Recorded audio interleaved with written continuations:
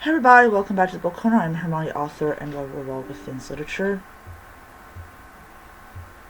Alright, so this is these are my 20 best reads that I read in 2024. And I will not have to use Goodreads for this one. Pretty happy about that. Okay, so the 20 best fantasy books, not fantasy books, books in general. All right. So number 20 is going to be Carrie by Stephen King.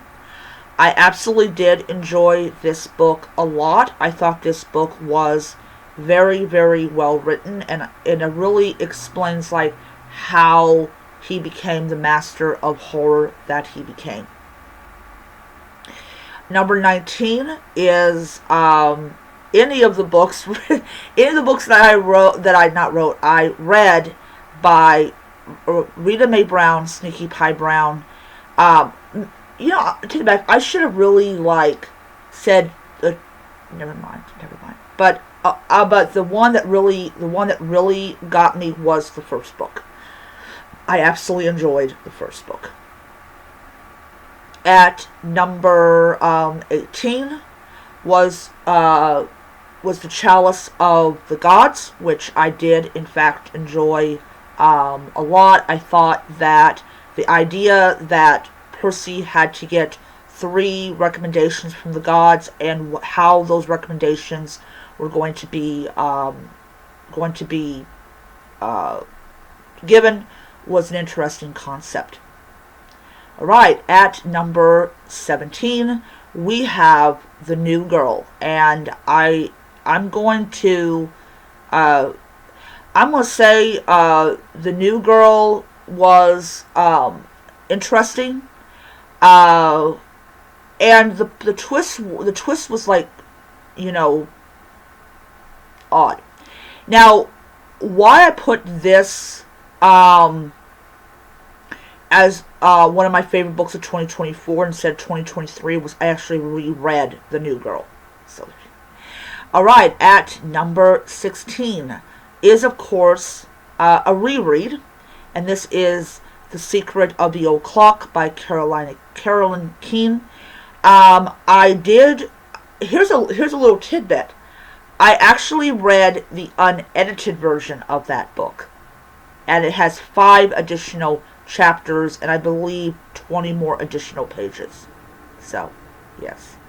And for people that have been under the rock, The Secret of the Old Clock is the first book in the Nancy Drew series, and it is about this guy who dies, and he promises people that he left them money and stuff, and yeah. So I reread it. I read both versions. I've read the edited and unedited version. Alright. Then at number 15 is the Throne of Glass. Not Throne of Glass series. The Throne of Glass by Sarah J. Maas. Absolutely did like this book. This was my first, actually my second foray into Sarah J. Maas, and I enjoyed that one a lot. Alright, at number 14 was The Assassin's Blade. And this was a great introduction to the character. I can't pronounce her name. I love reading good, intro books, and really kind of understanding, everything. Alright, at number 13 is going to be,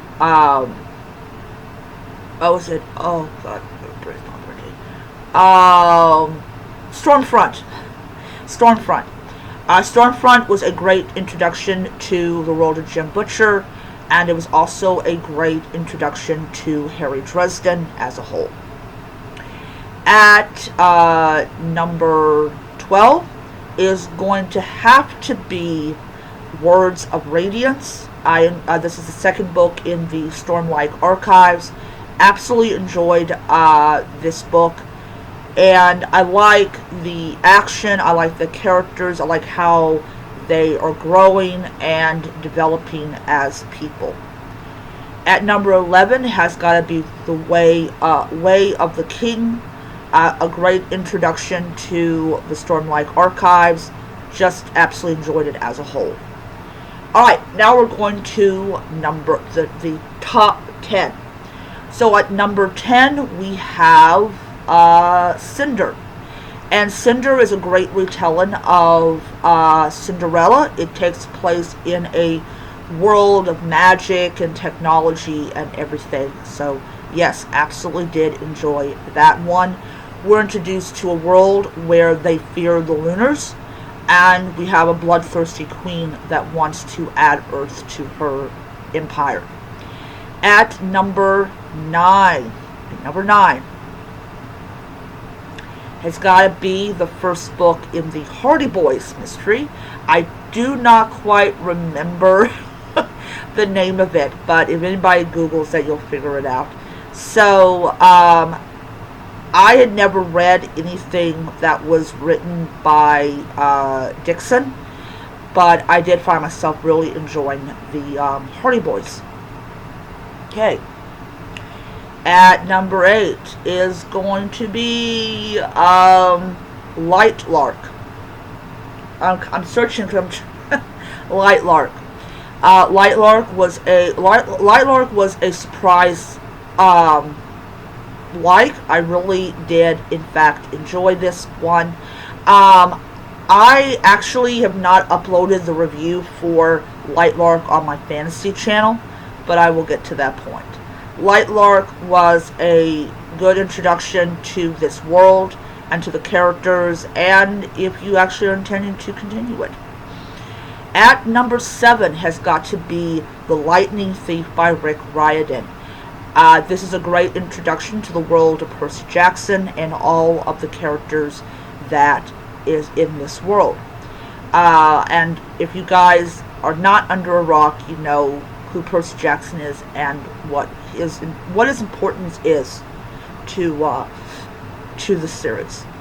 At number 6 is going to be The Color of Magic. This is the first book in the Discworld series, the first book to feature Ricewin. Once again, great book, and I will defend that to the day I die. Alright, at number 5, with the top 5. At number 5 is going to be The Light Fantastic. This is the second book in the Discworld series, second book to feature Ricewin, and an absolute wonderful ending to that particular part of his story. At number 4 is going to be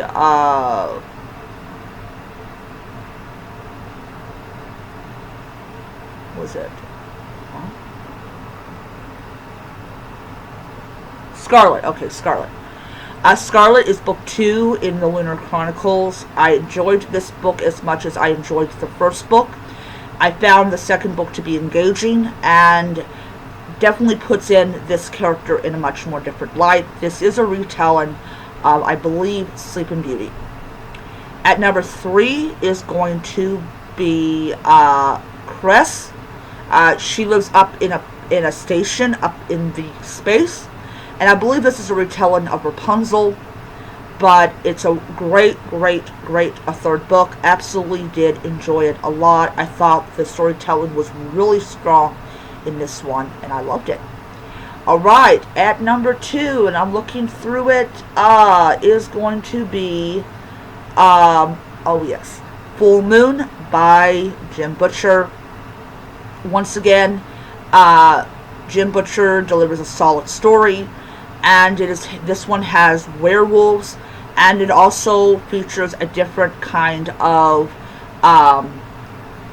retelling of werewolf legend and about some of the different kinds of werewolves that the White Council faced over its whole period of time, and an awesome battle between Harry Dresden and a werewolf. So love it.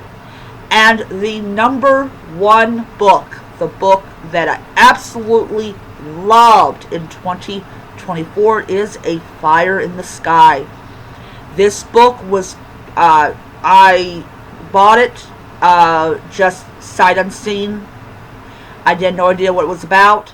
I was in the middle of it, decided to watch some reviews of the book, and of course, reads by Rachel. Absolutely hated the book, but I still continued with it. I wasn't deterred from the reviews, and I'm glad I did. The world building was great. The idea of shape-shifting dragons was great. The idea that dragons can turn into people and people can turn into dragons all because of this witch's curse was so original, and I loved it. Absolutely loved it. Alright, so those are my top 20 best books that, according to moi, in 2024, I did read a lot of really good books. Just like I read a lot of not really a lot of bad books, but disappointed books. So hopefully in 2025, I will actually have a list. I will actually have a list, and I can just consult that. I don't have to look at my bookshelf. For people that did not know, in 2025, I will be departing most of my collection of books to make way for more fantasy books. But I still will be getting, like, mystery books and all that on my Nook. So I'm not going to stop reading those books. It's just they're going to be more digital than physical. So I will see you guys around. Bye.